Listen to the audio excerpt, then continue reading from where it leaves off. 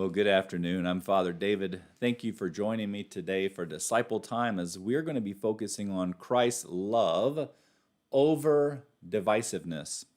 I saw a verse this week on Facebook that really challenged me. It said, Christ's love before Bible verses. And the idea was instead of allowing some Bible verse taken out of context to create division within you towards other people, that you actually instead elevate and model Christ's love that he exemplified and let that be the rule. And I was thinking about that, and it kind of reminded me of Matthew chapter 22, verse 37 through 40, where we read this: You shall love the Lord your God with all your heart, with all your soul, with all your mind. This is the greatest and first commandment. The second is like it: you shall love your neighbor as yourself. The whole law and the prophets depend on these two commandments. Now, if we could just live into these two things, loving God and loving our neighbors ourselves, think of how much it would transform the world we live in, our communities, right? Yet we see again and again that it's never that easy. And everywhere we look, there's selfishness, there's greed, there's war, no end to the evils that humankind dreams up and perpetrates against one another. And we continue to find every way possible to ignore the unity God calls us to have in loving him with all our heart and loving our neighbors as ourselves. And instead, we divide ourselves by race, color, gender, economic status, nationality, religion, denomination, and then taking these extremes to their unhealthy kind of levels, we then take these ideologies and we politicize them, we segregate each other further, then we label each other, we judge each other, and pretty soon, instead of loving God with all our heart and loving our neighbor as ourselves, we're in this very divisive, isolated box.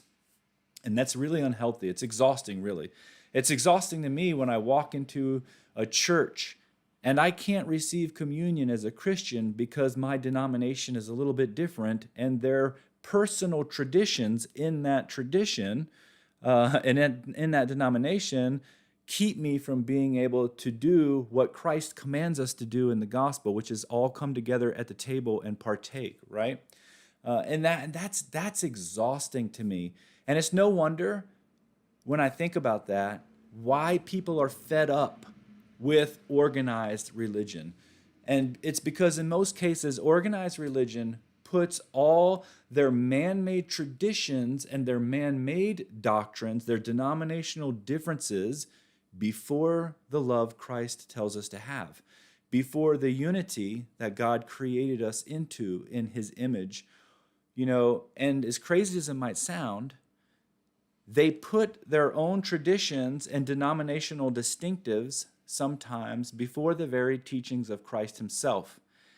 And this is something that's gone on throughout the history of organized religion. What do I mean by that? Well, in the Gospel of Mark, chapter 7, verse 5 through 8, we read this. So the Pharisees and scribes questioned him. They were questioning Jesus. Why do your disciples not follow the tradition of the elders, but instead eat a meal with unclean hands?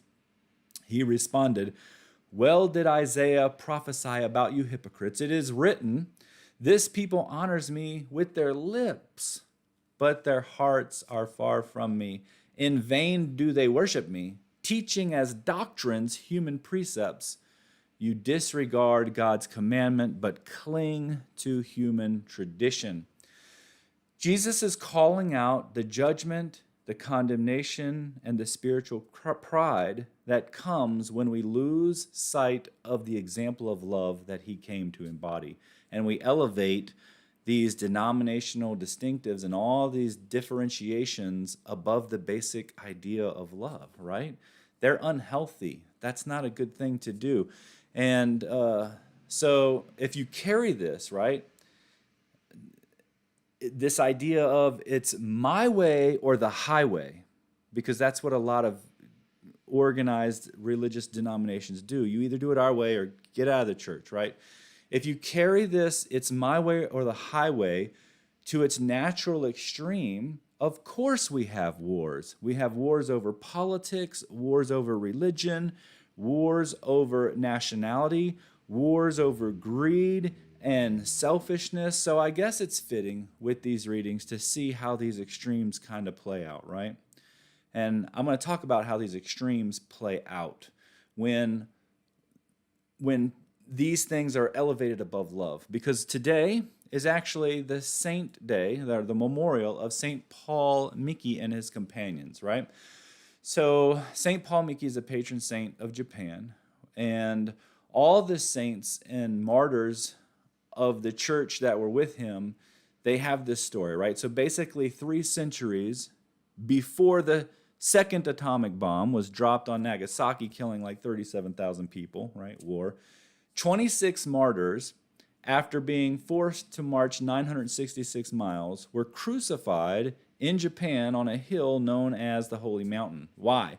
Because they were sharing views and doctrines of Christ's love and trying to teach people about this unity and loving in Christ and all this.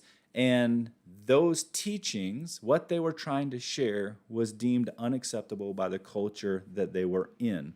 And I'm not saying what they were doing was right or wrong. What I'm saying is that there was a view being brought into a culture, and the culture did not want to receive it. And subsequently, that action was punishable by death. And, Christians are some of the most guilty people of persecuting other people when they have different beliefs than them, right? Many of the wars, if you go out through history, because I'm not calling Japan out on this, but because, Christianity and the powers of Christianity have used their doctrine to persecute other people for many thousands of years. And they've elevated their doctrines over love quite a bit. And we see this played out in the world. And it is just what it is, right? So, but he was being crucified, and not only was he crucified, but the people that were with him were being crucified. There was Franciscans, Jesuits, lay people, doctors, artisans, all being crucified for this. And in fact, while Paul Miki was on the cross, they actually lanced him, kind of like they did Jesus, to try to kill him faster because he was continuing to preach love and unity and freedom of speech and thought while he was on the cross, right? And so this is a quote from him, and it says this while he was dying on the cross. The sentence of judgment says, "These men came to Japan from the Philippines, but I did not come from any other country. I am truly Japanese. The only reason for my being killed is that I have taught the doctrine of Christ. I certainly did teach the doctrine of Christ. I thank God it is for this reason I die. I believe I am telling only the truth before I die. I know you believe me, and I want to say to you all once again, ask Christ to help you to become happy. I obey Christ. After Christ's example, I forgive my persecutors. I do not hate them. I ask God to have pity on them, and I hope my blood will fall on my fellow men as fruitful rain." And of course it did. But what a loving message, right? In the midst of despotism. And again, I'm not saying it's right that they went in and tried to share those doctrines. What I'm saying is that it's pretty awful whenever we live in a society where you can't share the idea that we should love each other and that should be put over the disunity. We should be able to share freely the love that God's given us, love for our neighbor, love for God, without it being squashed and without, coming under the hammer, so to speak. So I pray, really, I do. I pray our rights to speak and share ideas stay strong in this country. Can you imagine a world where sharing a doctrine of love and peace is punishable by death? I'm going to ask that question again.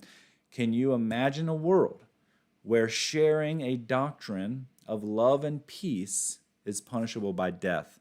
That's exactly what happened to Paul Miki. That's exactly what happened to Christ.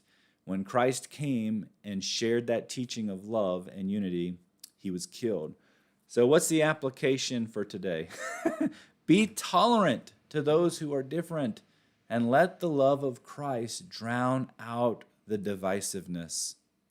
Well, it's a simple message, but everywhere we look, we see it being violated. So I love this picture of the bear and the bunny kind of sitting in the sun and just enjoying their time together. Maybe we can see that as we look around, and maybe we can embody that in our community with each other. Well, thank you for joining me today. I'm Father David. We'll see you next week.